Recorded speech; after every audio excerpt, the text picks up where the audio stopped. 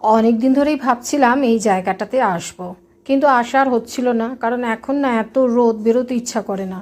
তো যাই হোক, হাজব্যান্ড আমাকে অনেক জোর জবরদস্তি করেই বলল চলো বাইরে বেরোই। আর বাইরে বেরোলে চা খেতে তো ভীষণ ভালো লাগে। কল্যাণী ব্রিজ এই পার করে আমরা এগিয়ে যাচ্ছি। রাস্তায় কত ছোট ছোট আম পড়ে রয়েছে। আর এটা হচ্ছে ত্রিবেণী ঘাট। আমরা যারা এখানে থাকি তারা জানি, জায়গাটা দেখলেই আমার কেমন ভয় করে। ওই ত্রিবেণী পেরিয়ে আমরা এগিয়ে যাচ্ছি, আর রাস্তায় এত সুন্দর গাছপালা, প্রচুর ফ্যাক্টরি দেখলাম এখানে আছে।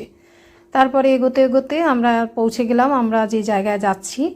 আর এখানে দেখলাম এই পাঁচিলের ওই পাশে এত সুন্দর ওই কাগজ ফুল বা বোগেনভেলিয়া নানান রকমের কালারের হয়ে রয়েছে, রং বেরঙের এই ফুল। আর নিচে পুরো একেবারে ফুলের এই মানে যেন বিছানো পথ আর কি, খুব সুন্দর দেখতে লাগছে।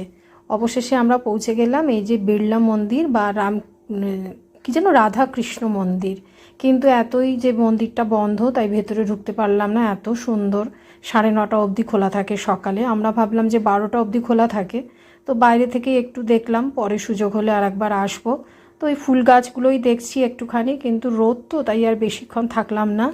অবশেষে ওই ফুলের শোভা দেখে তাতেই সন্তুষ্ট হয়ে ফিরে চললাম আবার বাড়িতে।